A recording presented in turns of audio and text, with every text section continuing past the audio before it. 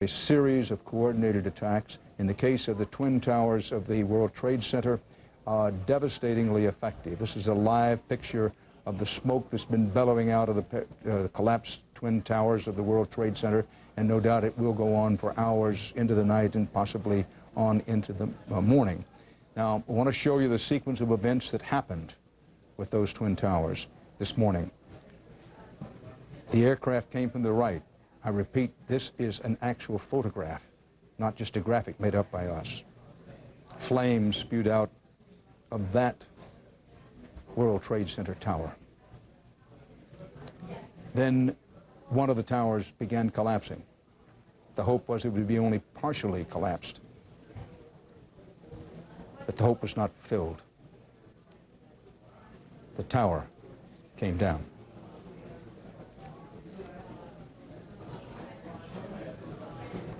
And then as that awful fact was being absorbed, the second World Trade Center collapsed.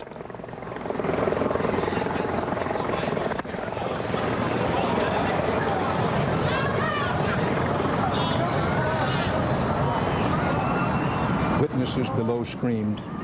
Some were caught in the avalanche of cascading debris, concrete and steel.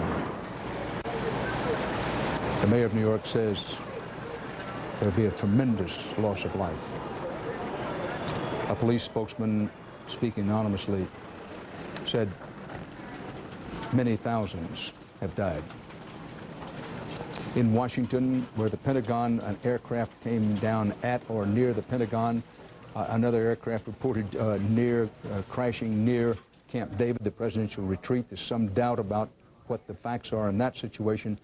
To get a live picture at the Pentagon now, to sort out some of what's happened in Washington, we go to CBS News correspondent Bob Orr. Bob?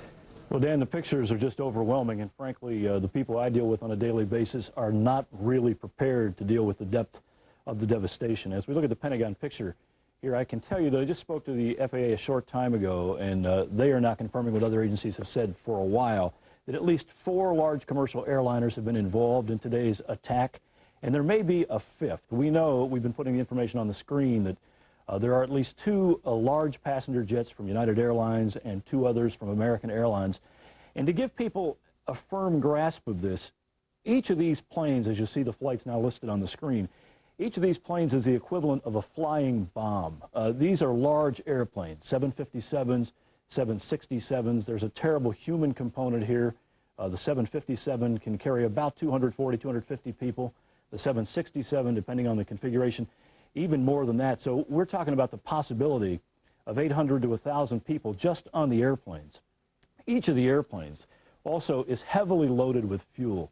I don't know, because we don't have the manifest, how much fuel was on each plane, but it's a reasonable guess. It could be 15,000 pounds, maybe 20,000 pounds. There's a tremendous heat source, a tremendous force, and you can imagine, and we saw in the pictures, just how devastating that is. When one of these planes crashes anywhere in the world, it's a catastrophe of a major proportion. To know that 4 now have crashed, and in populated areas, and apparently as the result of a deliberate act, really is an act that describes any, or escapes any kind of description. The FAA is a little hesitant with the information today because, frankly, the shots are being called from higher up. The White House, National Security Council, and the FEMA emergency response people are all giving the marching orders. It's going to be some time before we know how many people were on the planes, where the flight crews were from. We know where they were flying to and from, but before we know anything about the human side of this, and then the big question is, how could it happen? How could presumably terrorists of any sort, hijackers, take over 4 commercial airline planes all in a very, very compacted period of time? It's an indictment of the Federal Aviation Administration's security system, and it is one that will have far-reaching implications. And beyond that, Dan, it's now also shutting down the entire aviation system. It seems to be a secondary point when we're talking about devastation this large and the number of lives that obviously have been lost. But for the first time in the nation's history, the entire commercial aviation system is shut down. And in speaking to a couple of authorities this morning, I'm not all that certain it will be up and running again tomorrow. So this has really hit at the heart of America, at the heart of our infrastructure, and has paralyzed a system that, frankly, many people thought was impenetrable. Dan? Well, Bob Orr in Washington. be plenty of time to assess blame and where things need to tighten up, but when the question is asked, how could this happen in and around an airport, anybody who's been in an American airport in recent years would know how it could happen. That no matter what security measures were taken, just to look around your average airport would tell you that they had a lot of holes in the security, but all of that is for later on. NATO Secretary General George Robertson called today's attack, quote, an intolerable aggression against democracy. Secretary of State of the United States, the distinguished retired Army General Colin Powell, said to Latin American foreign ministers, he was in Peru, this is a, quote, terrible, terrible tragedy has befallen my nation, but it has befallen all of those who believe in democracy. This is Don Shelby back at the WCCO News Control, and we're going to give you a few pieces of local information. First of all, I want to allow you to take a breath from all of that to know that here in Minnesota we are under no threat. Nothing has happened. The emergency management teams of the Commissioner of Public Safety, Charlie Weaver, and the Governor of the state of Minnesota, along with General Andriotti of the National Guard, all have been meeting. Disaster preparedness folks are meeting, and the situation seems well in hand. It is nothing like what is occurring on the East Coast at this moment. I have some announcements for those of you. Glenn Mason has canceled his press luncheon. There's a noon prayer service for the nation at the Cathedral of St. Paul, led by Archbishop Harry Flynn, the Bishop of the Archdiocese, Father Kevin McDonough, Cathedral Rector John Estrom. It's open to the public. The prayer service for the nation is at noon today at the Cathedral of St. Paul. There are other interfaith prayer services as well. One coming up here in just about an hour at Gethsemane Episcopal Church at 905 4th Avenue South. That's in Minneapolis. 5:30 prayer at St. Mark's Episcopal Cathedral, 519 Oak Street, Minneapolis. At 6 p.m., the Basilica of St. Mary, and at 6:30 back at Gethsemane. And you will be able to attend any of those prayer services. An Interfaith Campus Coalition of the University of Minnesota will hold a gathering today at noon in front of Northrop Auditorium. Some of the prayer services, you know there's going to be quite a few held on the attack on the United States, and what some people, including the governor of the state of Minnesota, has said is he likens to the attack on Pearl Harbor. Some preparations are underway now by the Air National Guard as well as the reserves. General Andriotti has flown in from Camp Ripley, where he was stationed. All three of the major reserve bases are under very tight security right now. This is called current ThreatCon is at level 3. We've consulted with Bill Michael here, a former Green Beret and former United States Assistant Attorney General, prosecuting attorney, and he says that that is just a high level. There is no highest level that we know of, but ThreatCon 3 is pretty serious. At this point, though, National Guard and Air Reserve people are not being asked to come to their duty stations. Each person entering is going through a very high security area. You saw them using the handles with the mirrors attached to them to view undercars as the vehicles enter into the Air Reserve station there just outside of the Minneapolis-St. Paul International Airport, which is just off of the crosstown and 34th. There was a press conference held at City Hall just a few moments ago, and Kevin Berger was dispatched to cover that. Kevin, tell us what was said. Don, I'm standing just outside the door to City Hall, and as I stand here, I see attorneys and other people walking in and out of the building, police officers asking to look inside their briefcases, women's purses, etc. They're keeping track of who's coming and going inside this building. Just inside the building's rotunda, the faces of city leaders reflected those of many Americans. Mayor Sales Felton, Police Chief Olson, a number of city council members looking shocked and quite upset, as of course we all are, as they reminded citizens of Minneapolis that they have no reason to believe that we have been targeted. They have no information that we are under any particular threat here. They're urging people to remain calm, but Chief Robert Olson said citizens should be alert. You see something that's suspicious today, something that maybe ordinarily wouldn't arouse your suspicion, call 911. There are extra law enforcement officers standing by. They want to know about this. So that is one message. But everyone kept reiterating to be calm, remain calm. The city employees will continue to work as usual unless they're told otherwise by their supervisors. City-run buildings will remain open, but it is said that we're on a full alert preparedness state.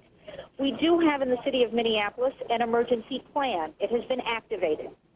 There's a room here in the courthouse where, in a case of a high state of emergency, the mayor, city council members, and senior members of staff would go there to decide how to handle an emergency. They are not in that room at this point because they don't believe it's necessary. They've all been briefed on what to do should there be a disaster that would happen in our city, but so far everybody's just standing by and remaining calm. Something that's interesting to note is that the polling places will remain open on this election day, and City Hall will remain open to receive those votes as the polls close tonight. City Council President Jackie Cherry Holmes suggesting that there is no more important thing that citizens of Minneapolis could do today than to exercise their right to vote. So the election in Minneapolis will continue as usual. Both city schools in both Minneapolis and St. Paul will continue to remain open. There will be some extra police at some of these schools. They say it would be a disaster if all of our children were to come home without adults there necessarily to receive them. So schools will remain open. There are 3 city schools in downtown Minneapolis, and should it be necessary, which of course it isn't right now, there is a plan to get those children to the convention center. Supposedly they could be gotten there in 10 minutes. So our children there's a plan for them too. That's what's happening at City Hall. Everyone on alert, but again, we're being encouraged to remain calm and keep your eyes open. Again, if anyone sees anything that makes them suspicious about anything, do dial 911. There are extra police, sheriff's deputies, etc., standing by and ready to take those calls. Don? All right, Kevin, thank you very much. Well, the message is clear coming out of City Hall, also coming out of the state capitol. The Commissioner of Public Safety, Charlie Weaver, is saying, as reiterated by those people at City Hall, not to panic, but furthermore, that the effect of any terrorist activity is to unsettle us, to panic us, and the best thing that we can do, according to Charlie Weaver, is continue to do what we are doing, in effect telling the terrorists that they can't hurt us, not in this way. Let's go back to network. Bob Schieffer and Dan Rather are covering some of the activities there in Washington, D.C., including keeping their eye on the fire at the Pentagon. Who are on top of the White House itself. These are the people who come out when the security alert goes up, the only people you can see. But the eerie part of all of this is when you get a block or so to either side of this area that has been closed down because no one's being allowed around the Washington Monument, no one's being allowed around the Jefferson Memorial. You can see all the way back to National Airport, no planes are landing and taking off. But if you get a couple of blocks on either side of this area, the streets of Washington are teeming with people because many private businesses, the big law firms, the lobbying agencies, the other businesses that are a part of any metropolitan area, many of those have been shut down, and people are out in the streets, and they are in a state, I must say, of quiet rage. I said this before a little while ago, but I've never seen anything quite like the mood we're seeing right now. This is being taken very seriously, and my guess is, Dan, that those congressmen who are saying on Capitol Hill this is another Pearl Harbor, that is exactly a reflection of what the mood of the general public is, at least here in the nation's capital. Dan? Another day that in American history will live in infamy. This is perhaps the most audacious terrorist attack that's ever taken place anywhere in the world. Quote, unquote, from Chris Yates, aviation expert at Jane's Transport in London. He said, it takes a logistics operation from the terror group involved that is second to none. Only a very small handful of terror groups is on that list. I would name at the top of the list Osama bin Laden, unquote, Mr. Yates. Now, it should be noted that a number of U.S. intelligence operatives and those overseas have been saying for some time that to focus entirely on Osama bin Laden has been, quote, a mistake. And many of those people believe that countries such as Iraq, Iran, to name two, have been involved in efforts to deliver serious blows to the United States. But all of that is by way of background. I want to emphasize that nobody knows who's responsible for these attacks. It may be a long while before anybody knows who's responsible. And Bob Schieffer reported accurately that rage is one of the words of the day in Washington. However, what's been learned in the past, and this is according again to very experienced American diplomats and intelligence agencies, that naturally there's rage when something such as this happens, but that patience and thinking it through are very important carry-ons, follow-ups to rage. Much of that will be discussed in the days ahead as the U.S. government and the people of the United States think about the response to this new kind of war and these acts of terrorist war today. CBS News correspondent and my friend Harold Dow has been down in the area of the World Trade Center. Welcome back, Harold. Thank you, Dan. Tell us what you can about what happened down there in brief, and then I want to come back to you after we show some pictures. But give us a summary of what you saw. Sure. Got into work about 9 o'clock and went down there. And as soon as I arrived, Dan, you could see the smoke, the building, the plane obviously crashed at the top of it. And then we heard this huge explosion. It sounded like a freight train, and you knew the building was coming down literally. And when I talked to you on the phone the last time, I was literally running for my life. People behind me were also running, and I don't think a few of them made it. A lot of the debris from that building was falling down, the glass. Of course, law enforcement officials, emergency vehicles were surrounding the building, obviously trying to help those that they could, and a lot of those vehicles were covered with this debris. Devastating. I've never covered anything like this in my life. That building literally became a bomb itself. Never covered anything like it in your life because nobody's ever seen anything like this in their life. This scene as one of the World Trade Centers came crashing down. It looked like a scene from the end of the world. It was the end of the World Trade Center. This is a videotape from around 10 o'clock Eastern Time this morning. We also have some close-up pictures here. You see some bodies coming down with the debris from the upper tiers of the World Trade Center. Just in from New York City, the National Guard has been called out to help with the situation in New York City. No surprise there. With a situation such as this, you have a tremendous New York City Police Department and an equally tremendous New York City Fire Department, among the best in the world. But in this kind of situation, backup is needed. And backup is on the way in the form of the National Guard, which has been called out as a precautionary measure and also to help. But again, let's stop talking and let you watch and absorb these scenes from earlier this morning.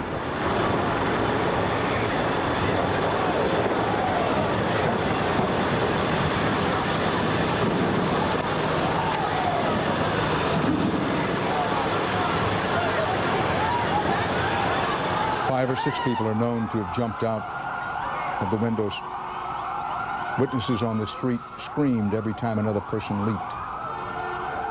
Faced with fire in a collapsing building, one can say, well, why did they leap? But one can also say, what else were they to do? People ran down the stairs in panic. Some of them managed to get out of the building. Pieces of office paper from the World Trade Center drifted out over Brooklyn like snowflakes. Brooklyn, maybe 3 miles away. Harold Dow was there, and again we bring him in live from our studio to describe what it was like on the ground after this tremendous steel concrete avalanche came down. Harold? Well, Dan, a lot of the people that I was running with were angry. They want the person or people responsible for this brought to justice. They were very angry about what happened and the fact that they had loved ones and people they worked with in those buildings. It's just a devastating scene. I know that the last time that these towers were hit, it was done with a truck laden with bombs. This time it was by air. No one had a chance to to do anything, to save themselves. And once that thing started coming down, there was literally nothing you could do. The smoke, the ashes, you couldn't see. You didn't know which way was uptown, which way was downtown. Difficult situation to be in. In addition to the two World Trade Centers, each hit by an aircraft, and then there were subsequent explosions. Hard to know whether these were explosions planted in the building, I mean, who knows, or touched off by the crash of the planes. But the fact that both of the World Trade Center buildings collapsed would indicate certainly going to be a prima facie case to some that there were perhaps pre-positioning of explosions. Yes, this is speculative, but what else can one come up with when you say both of these towers collapsing? One hijacked airliner, we know, was one of the planes. The other plane, there's a widespread belief that it was a hijacked airliner, but no one knows that for sure. And then, and it's clearing up a little bit what happened at the Pentagon. There's a helicopter pad at the Pentagon, and that's where an aircraft of some description crashed into that helicopter pad right adjacent to the Pentagon, and then spread destruction inside the Pentagon itself. We have no indication of loss of life in the Pentagon, whether there's been any. We did see some injured people early on. As for the World Trade Center situation, Errol Dow, the mayor of New York has said that the loss of life would be tremendous once we know.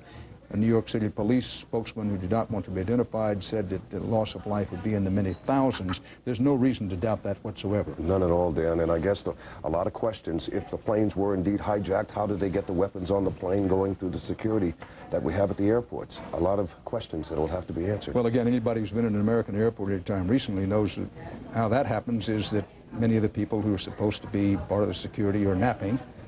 No one wants to say that, no one has wanted to say it, but here's a day in which, what else can you say? The alleged supposed security at our airports had holes that terrorists could literally drive trucks through. We've all known that for some time. That's not to assess blame on anyone. Sure. This is not a day for the blame game in any direction. It's a day to think about those people killed and injured in this cowardly sneak but devastatingly effective attack, and the families of those people. The CBS News affiliate in Cleveland has told us that the FBI is checking a Delta plane on the tarmac at a Cleveland airport. The significance of that, the possible significance, we can't possibly know, but that kind of thing is bound to be happening in airports all over the country today, given the situation that has developed. Now, the talk of Osama bin Laden, which we've had an awful lot of it today, again, we've made this point before, but we paused to do it again, that nobody knows who brought this attack on. What we do know is that Osama bin Laden, a Saudi multi-millionaire who has been protected and hiding out in Afghanistan for some time, that was his last known location, has been directly tied to the previous attack almost 10 years ago, not quite 10 years ago, on the World Trade Center. Osama bin Laden and his operation. No one can really say how big and widespread his operation has been. The picture created by intelligence operatives, many of them, has been, well, he has a worldwide network. Other intelligence operators say, well, his network has been overestimated, that we've made the mistake of overemphasizing bin Laden, that a lot of other people are involved in this terrorist work around the world, including some state governments. There's been some criticism quietly from U.S. diplomats and intelligence operatives and some among our allies, that one of the things that nobody wants to face is that there is such a thing as state-sponsored terrorism, something over and apart from an outlaw such as bin Laden. And then there's questions raised about, well, what's bin Laden's relationship with the Taliban and Afghanistan, this radical fundamentalist government in Afghanistan. All of these questions have been in the atmosphere. They're in the background and part of the context of today's events. However, we come back to the simple fact, nobody knows who is responsible for this. And Bob Schieffer talked about rage growing in the upper tiers of government and elsewhere in Washington. It's one thing to have the rage, it's another word to know where to direct that rage, and right now, no one knows. New York police are now saying the number of people killed or injured could be in the thousands from the World Trade Center. Keep coming back to that because we have people calling in and others who say, well, give us the number of people dead or wounded. We would if we could, but we don't know how many are dead or wounded. We go to Jim Stewart in Washington. Jim. Dan, the government here is still trying to sort out exactly what their contingency plan is going to be. As we reported earlier, they have activated a plan with the Federal Emergency Management Agency, which essentially is the plan they would have put in effect had there been a nuclear attack on the United States, a weapons of mass destruction attack. This is a very carefully coordinated plan that calls for the President of the United States to go to one location, for the Vice President to go to another, and for leaders of Congress to be taken to separate locations as well. That is what is going on now as we speak. The government is literally trying to piece itself back together because so many of its vital buildings have been emptied because of the concern here that they too could become a terrorist attack. The FBI and federal law enforcement are still operating under the assumption that this was a terrorist attack. They have no firm evidence who was involved. The obvious suspect is Osama bin Laden.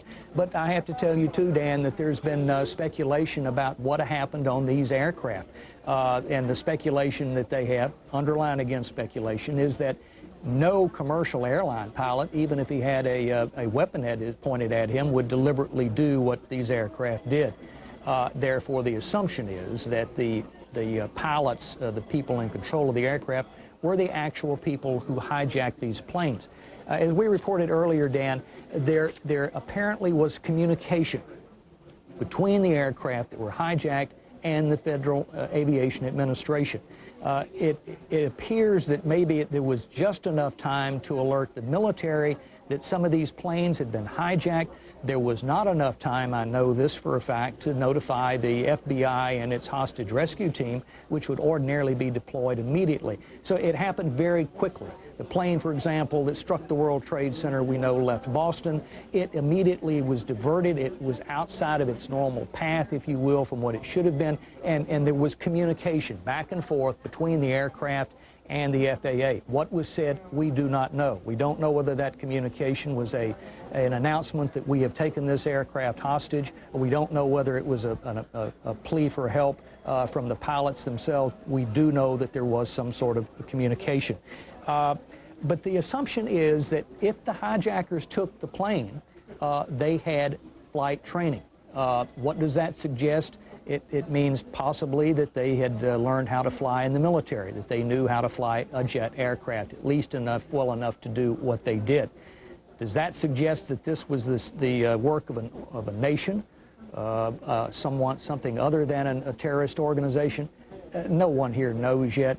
It will be a long time before that evidence is clear. I will tell you, Dan, no one to our knowledge has thus far claimed credit for this attack, and the FBI is pretty much got this thing under wraps. They're simply not saying anything right now. In fact, if you call the FBI, you can't reach them. They have all gone to their strategic command center inside the building, and this city is locked tight while it decides how to put the government back into place. Dan? As you see this picture live in New York, in the middle right-hand corner of your screen, the Statue of Liberty. Lady Liberty overlooking the worst attack on the mainland United States in the history of the country. In the shadow of the Statue of Liberty, a direct attack on the freedom of every American and the freedom of every freedom-loving person anywhere. That is not too strong a statement. At least three hijacked planes crashed into U.S. landmarks today, destroying both of New York's Twin Towers, the World Trade Centers, 110 stories up, they were each, just beyond the Empire State Building, which is dominating your screen at the moment with the smoke from the collapsed Twin Towers, both towers down now. The Pentagon was plunged into flames in an unprecedented assault on the key symbols of U.S. military and financial power. This videotape of the collapse of the World Trade Center buildings. The loss of life is expected to be catastrophic. There's no other word to describe the expectation of the loss of life from the collapse of the giant towers, where some 50,000 people work, and that says nothing of the people who work around those buildings. 50,000 people on the average day work in the buildings and in the immediate vicinity. Many more thousands work around it. The two 110-story buildings collapsed one at a time in a huge cloud of smoke and fire about 2 hours after the initial impacts. Those of you who have been with us know this, those who are joining may not. First, one airplane hit one tower, then incredibly, inconceivably, almost unbelievably, another airplane hit the other tower. President Bush has called the deliberate aerial assaults, quote, an apparent terrorist attack. He has, of course, ordered full-scale investigation. The president, last report, was flying from Florida, where he was on a visit, back to an unknown destination. There certainly is a school of thought in Washington that runs he should return immediately to the White House, the symbol of stability and all that we hold dear, and walk right into the White House and take command there. Another school of thought is, well, that may not be such a good idea. We'll see where he goes. In the meantime, Vice President Dick Cheney is in charge at the White House in the Situation Room. New York Mayor Rudolph Giuliani said there's been, quote, a horrendous number of lives lost in the assault on this city. These are the worst attacks on the U.S. mainland in modern history. You'd have to go back to the Civil War for anything approaching it. That's not too strong a statement. Certainly this is not on the order of the Civil War, but for an attack on the American mainland, not in the 20th century, nor in the early stages of this, the 21st century, has been attacked such as this. And I'm going from memory here, but Abraham Lincoln once said, speaking of how America had never been invaded, that said Lincoln, one cannot imagine the footprints of an enemy in the Appalachians or an enemy drinking from the Ohio. But what we have seen and heard today in these horrifying scenes come as close to that as we've ever had in this country. Palestinians in the occupied West Bank and gunmen at refugee camps in Lebanon are reported to have fired in the air to celebrate news of the attacks. Hospitals here in New York are overwhelmed with patients as that massive cloud bellows into the skies, but also the smoke can clearly be smelled in places such as St. Vincent's Hospital, where they're just overwhelmed. Hundreds of people are burned from head to toe, according to Dr. Stephen Stern at St. Vincent's Hospital in the Greenwich Village neighborhood of Lower Manhattan. The whole of Lower Manhattan is coated with a half-inch of dust. Lee Cowan is live in that tip of Manhattan now covered by smoke. Lee? Hi, Dan. Perhaps a firefighter summed this up really the best way. He said that, frankly, you're looking at ghosts down here. What his fear is that the command post, at least the first command post that was set up after the first explosion, was just to the west of the north tower. And what he fears now is that they were right in the line as that building collapsed some hour and a half ago. Now, he said those are some of the best, some of the brightest folks that know exactly how to work this kind of search and rescue effort, some of the logistics, who to put where and why, and he hasn't heard from them since. That's what he's worried about the most. Excuse me. We talked to the building manager of the World Trade Center just a short while ago. He said while he was on his floor trying to evacuate people, he got out of the building about a second before it collapsed. He said just on the floor that he was trying to evacuate people on, there were hundreds and hundreds of people trapped as it collapsed. He barely got out. He doused the people inside, made it much any better than he did. We talked to a person just a short while ago who said he actually tried to run into the building. Didn't work there, was passing by, trying to rescue as many people as he could. He's now been taken to the hospital because he has some injuries with his lungs. A lot of stories like that out here, Dan, that we're hearing. People going in, trying to do their best, but at this point, there seems like there's so little left of the building. We can't get much closer now than about a block away, which is where we were about 5 minutes ago. But clearly, everybody here is worried exactly what's going to be found, excuse me, underneath the rubble when they get down there, Dan. Yeah. Lee Cowan, where the smoke permeates the air. A horrendous act of terror has, in a matter of minutes, changed the most famous skyline in the world. No one will ever look at this skyline again in exactly the same way. These attacks have forced evacuation of all government buildings in Washington, including the White House and other tall buildings across the country. And we're told to say the evacuation of the White House, we're told that Vice President Cheney, with Condoleezza Rice, who's head of the National Security Council, are in the Situation Room of the White House, which has its own special security. Cell phone communications on the East Coast have been severely interrupted, and you are urged not to make cell phone calls, particularly unless you absolutely have to.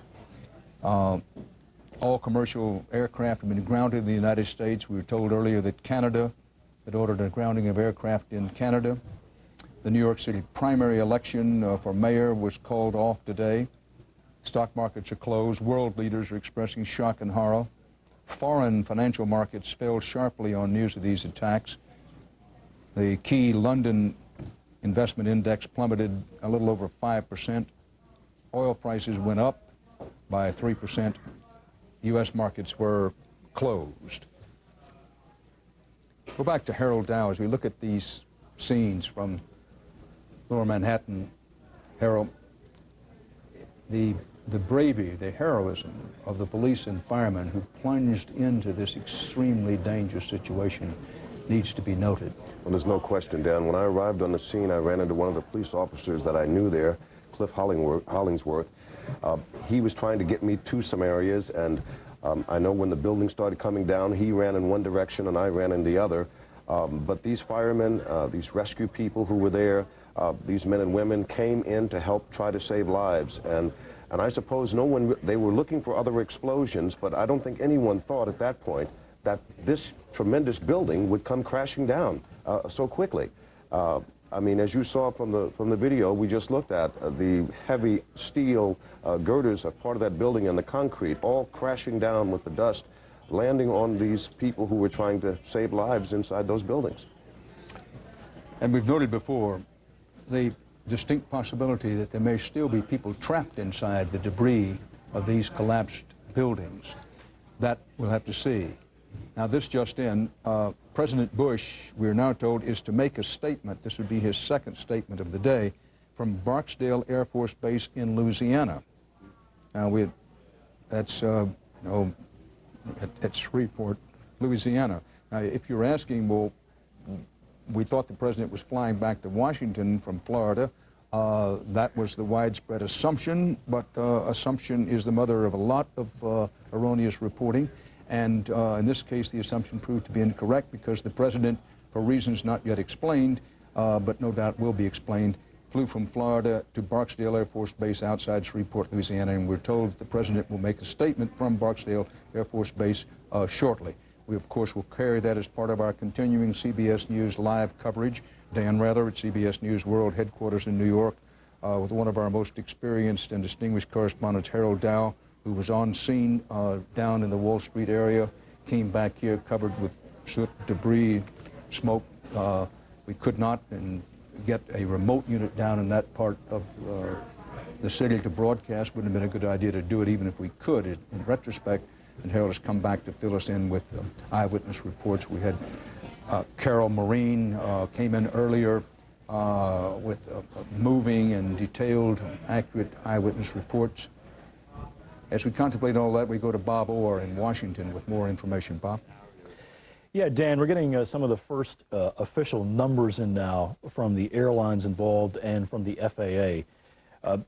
United Airlines now is telling us on the two airplanes involved in the attack that were United jets, one being a 757 and the other a 767, there were 45 people on the flight from Newark to San Francisco, 45 people, total of passengers, pilots, and flight attendants.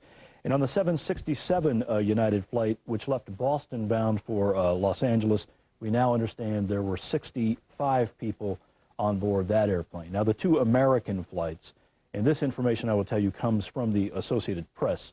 American Flight 77, which was Dulles to Los Angeles, we now believe had 64 people on board, and the 767 from Boston to Los Angeles had 92 people on board. These were large airplanes capable of carrying more than that, but that is still a significant loss of life. In addition, the FAA has just told us a short time ago that there is now somewhat of a new concern. There are 22, we should say at least 22, international flights still in the air at this moment bound for the United States.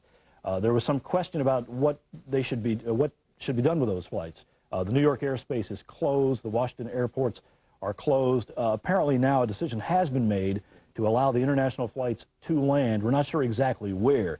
It is common when there are weather problems to divert those flights to either, say, Boston or Atlanta, even perhaps as far south as Miami. But I don't believe, from what we've been told, that they will be going into the New York or Washington area. In addition, there are also 50 domestic airline flights that are still in the air.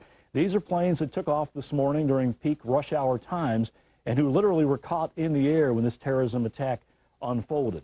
Even though the national aviation system has been closed down, those 50 planes obviously will be allowed to land, and the FAA says that it does not see any particular problem with that. One further point, picking up on something correspondent Jim Stewart said a while ago, the planes involved in the attacks this morning were widely used, readily accessible commercial airline planes, 757s, 767s, and these are fairly easy to fly. Now, I say that with the understanding that if you have a rudimentary knowledge of flying, certainly if you're militarily trained, even if you were a civilian pilot, even of moderate skills, these planes are relatively easy to fly.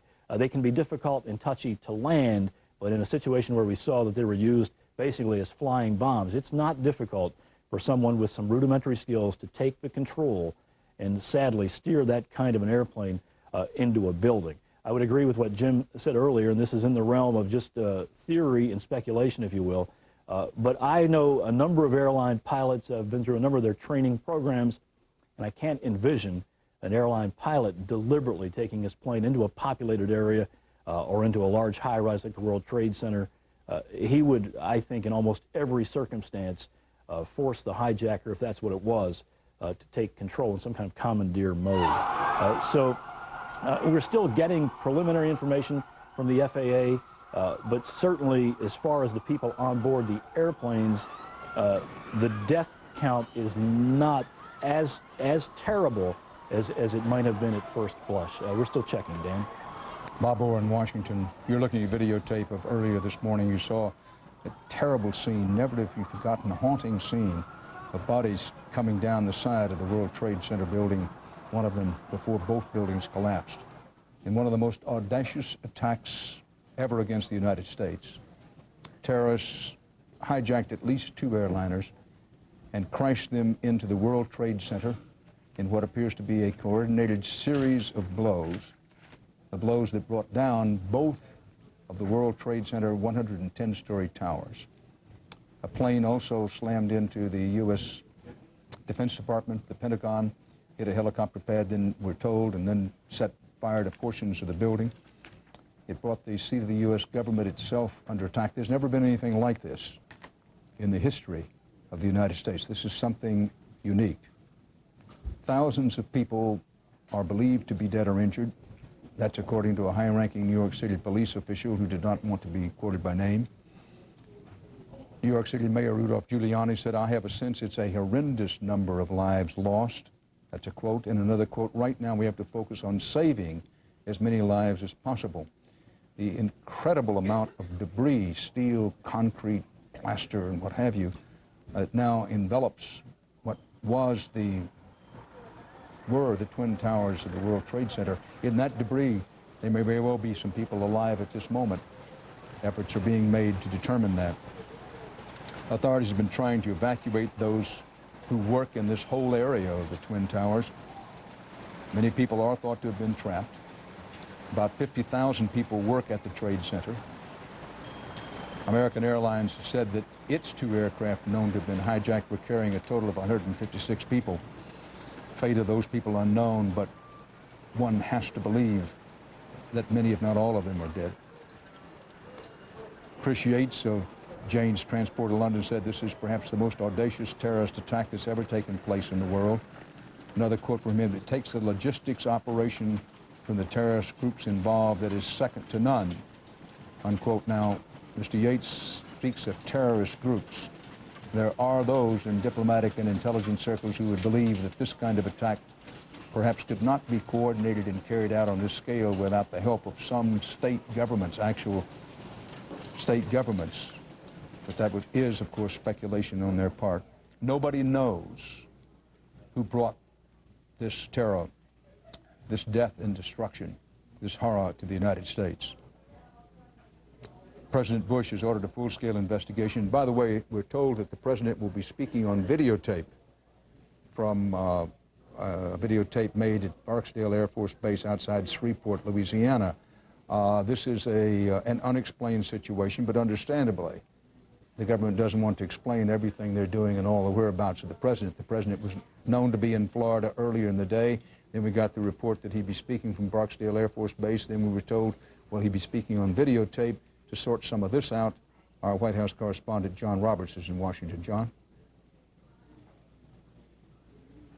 And was because, frankly, it just was not safe here, or even if it was safe, the Secret Service could not be assured of the president's safety.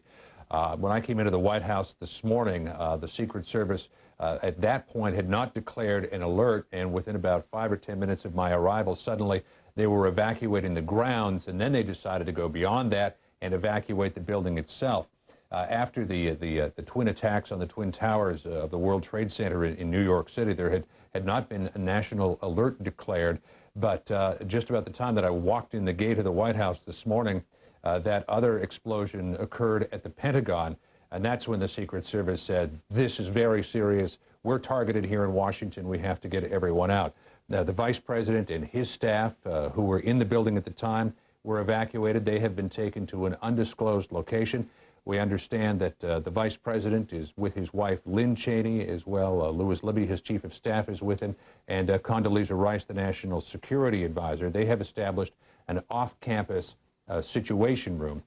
There is a situation room, Dan, as you know, in the basement of the White House, in which the leaders of the National Security Council and the military meet anytime there is a potential for a national emergency or anytime that there is a serious threat against American interests abroad. Because there is a plan here in Washington to devolve power from all of the agencies and departments to take them to remote locations, there is a situation room that is set up in a location other than the White House. That's where the Vice President, we understand, is working out of. We have not been told of that location, but we do understand that he is in charge of the national security aspect of this, along with Condoleezza Rice and his Chief of Staff. President Bush, I think, had intended to come back to Washington. He said in his statement this morning from Booker Elementary School in Sarasota, he said, unfortunately, I'll be going back to Washington immediately after my remarks.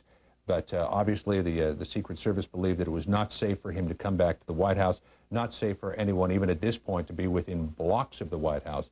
They have an immense cordon around that historic building, Dan. And one of the so-called doomsday aircraft, one of those 747s that had been dispatched to fly around the country as a command and control center in the event of nuclear war, in fact, had established a secure air corridor over Washington, and we saw a couple of F-16s flying over the area as well, just in case one of these aircraft may have been headed for the White House.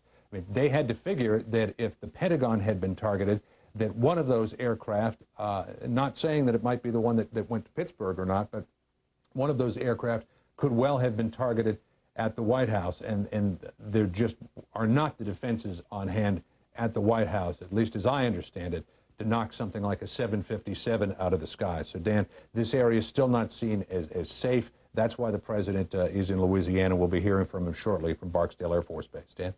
And we're told, to repeat for emphasis, John Roberts, that the president will be on videotape from Barksdale Air Force Base. Certainly there will be those from the Hate America centers who will take some satisfaction in the President of the United States cannot return to the White House immediately.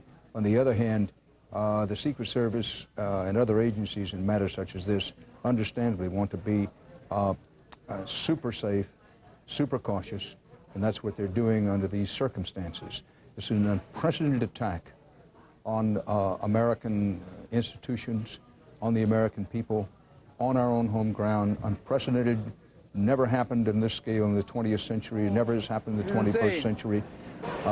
This scene from ground level in New York, the World Trade Center area, shows you what the conditions there are. And Russ Mitchell is here with more details about New York hospitals being overwhelmed with the casualties. Russ? That is correct, Dan. New York Mayor Rudolph Giuliani says right now the city is utilizing some 50 hospitals in the area, and that's expected to climb to 100 hospitals by the end of the day. He is also urging residents to leave Lower Manhattan, the area where the World Trade Center towers were. Strange to say that, but where they were. As you have said several times today, Dan, all of New York is about on fire, but downtown Manhattan is awful chaotic, and complicating this situation is all subway service in Manhattan has been suspended. Subways, the way many people, millions of New Yorkers get to work every day, that subway service has been suspended. Therefore, people are being urged to evacuate Lower Manhattan. Another concern that city officials have is many police officers and firefighters are believed to have been injured in the blast downtown this morning. And beyond New York, the U.S.-Mexico border has been closed, and the U.S.-Canada border has been closed as well. Russ Mitchell. Authorities in Washington immediately after the Pentagon was hit began deploying troops, including an infantry regiment. This is a precaution. The Situation Room at the White House is in full operation. Vice President Dick Cheney in charge with Condoleezza Rice, head of the National Security Council, at his side with their aides. Authorities are on alert from coast to coast. Air traffic throughout the country has been halted, and there's been a significant tightening of security at strategic installations. American Airlines identified the planes that crashed into the Trade Center as Flight 11, a Los Angeles-bound jet hijacked after takeoff from Boston with 92 people aboard, and Flight 77, which was seized while carrying 64 people from Washington to Los Angeles. Just pause for a second. New information is coming in, and information is being concerned. American Airlines now says that 2 of their planes were crashed into the World Trade Center. First, Flight 11, Los Angeles bound out of Boston, 92 people aboard. How did the hijackers get control of that plane? How did they crash it into the building? It has the signature marks of a suicide mission, of course. And then the other American Airlines flight, 64 people from Washington to Los Angeles, crashed into the World Trade Center. Barksdale Air Force Base, Louisiana, news alert. President Bush says military on high alert status. Bush says he has taken all appropriate security precautions to protect Americans. There'll be more coming. This from the videotaped talk to the American people that President Bush has made. Now, keep in mind the president was in Florida. It was believed he was going back to Washington. In fact, he said he was heading back to Washington, but instead he's apparently gone to Barksdale Air Force Base outside Shreveport, Louisiana, and we're expecting to have the videotape of the president's remarks for you at any moment now, but what the president said is coming over the wires, and that President Bush said the United States has taken all appropriate steps to protect the American people. The president says that we will hunt down and punish those responsible for the attacks on the World Trade Center and the Pentagon. If you're saying to yourself, well, I've heard at least one American president say that before, you are correct. That President Clinton said that after the first attack on the World Trade Center and after the attacks on the American embassies in Africa, and indeed after the attacks on the American embassies in Africa, a twin strike by cruise ballistic missiles, 2 strikes, one launched in Afghanistan and another to Sudan, were taken after in 1998 after attacks which were believed to have been the work of Osama bin Laden and perhaps some state-sponsored terrorism groups connected with him.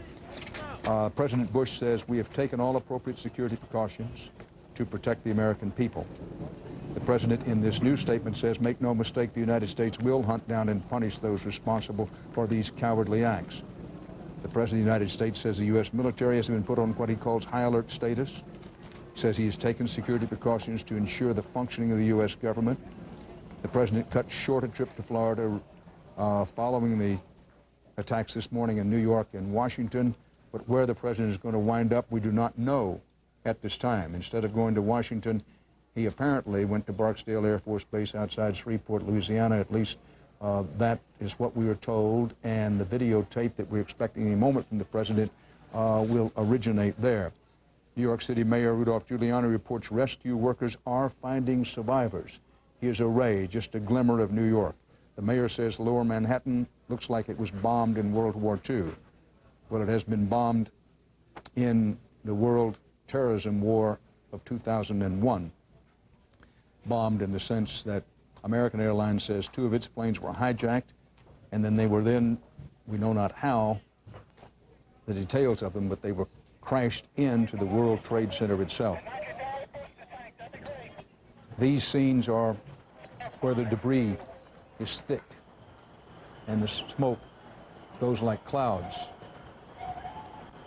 and will for a long while in Lower Manhattan, on the edge of Greenwich Village, right at the tip of Manhattan, with the Statue of Liberty in the background. These attacks have occurred one day before the sentencing of an associate of Osama bin Laden in connection with the embassy bombings in Tanzania in 1998. The sentencing of this associate of bin Laden, and forgive my pronunciation, Mohammed al-Qaeda, the accused in that were convicted in a court here in Manhattan. They face the death penalty. They're charged with directly assisting the American embassy bombing in Kenya and in Saudi Arabia. In the background, of course, there was another terrorist attack in the Cobalt Towers in Saudi Arabia in the 1990s, still unsolved, although there were many in the U.S. government convinced that that bombing of the U.S. Air Force Towers apartment building really in Saudi Arabia was connected to the government of Iran. That was a belief, but there was never solid evidence put out to that. These are scenes from earlier in the day, but now we're going to take you to Belleville Hospital as soon as we can put up the pictures. New York hospitals are overwhelmed with the casualties. In Bellevue Hospital, every available doctor, nurse, orderly, working on cases of the injured. If you're saying to yourself, what can I do? One thing you can do is stay off the telephone. That would be helpful, particularly cell phones. The other thing you can do is think about, not at this moment, but think about contributing blood, because blood plasma supplies are going to be very short, to say the least, as New York City deals with an unprecedented situation in which the mayor has said and the police have also said there are bound to be tremendous numbers of dead. The leader of the Hamas organization has denied any responsibility in the attacks. Well, there'll be a long line of people denying responsibility for these attacks. Leaders of the Taliban, the radical fundamentalist Islamic group ruling Afghanistan, which have been in the process of protecting Osama bin Laden, we were told have been quickly gotten out what can only be described as a public relations operation, denying that they have anything to do with this, but all of that will be dealt with as time goes along. Scott Pelley, 60 Minutes 2 correspondent and another veteran CBS News correspondent, who work here and abroad, is in downtown New York. Scott? Dan, the last 3 hours or so, I've been down here a couple of blocks from the World Trade Center. We're just now getting the first wave of firemen and paramedics who have been working the scene around the rubble of the World Trade Center buildings. They're starting to walk out now as their ships are replaced, and we've had an opportunity to talk to some of them. One gentleman, actually an elderly man, who told me he was a retired New York City fireman who ran to the scene when he heard what had happened to help out, described for us a scene in terms of bodies and body parts strewn all about the area around the 2 World Trade Center towers. In the streets, he described them, on the sidewalks. He said there didn't seem to be many walking wounded in the area. What he saw primarily was bodies and parts of bodies. He didn't care to estimate how many there were. I asked him if he could give me some idea, and he looked at me and said it's countless. We also spoke with Lieutenant Rene Diavola of Battalion 4 here in the New York City Fire Department. He's an EMT. He was the first EMT supervisor at the scene after the first airplane hit the first tower. He told us that he was working triage when the second airplane hit the second World Trade Center tower. He saw the airplane come in and saw it cut the building, as you have already seen on videotape. It seems almost in half when it hit. He described the debris raining down on the firefighters, the paramedics, from the ramps, which is as close as we could get. The Pentagon, as you know, is still smoking. There are folks that have been trying to water down flames there. There have been fighter jets we've seen going back and forth over the Pentagon. Many helicopters. I counted 6 or 7 at one stage hovering in the area of the Pentagon after this explosion. And it's been a little bit nerve-wracking and quite surreal as you see the highways completely jammed and people on foot on the interstate just kind of walking. And they're clearly numb by everything that they're experiencing. Sirens have been going off since 9:30 this morning. Hey, Rick. Here in D.C. Yes, sir. What is it like right now? Are the streets still packed, or are the streets basically empty? Because most government workers have been told to go home to the suburbs. That's right, for several hours now. And the streets, they're still jammed, but the police have the streets narrowed down to where there are normally 4 lanes in the district. They're down to just 2, but those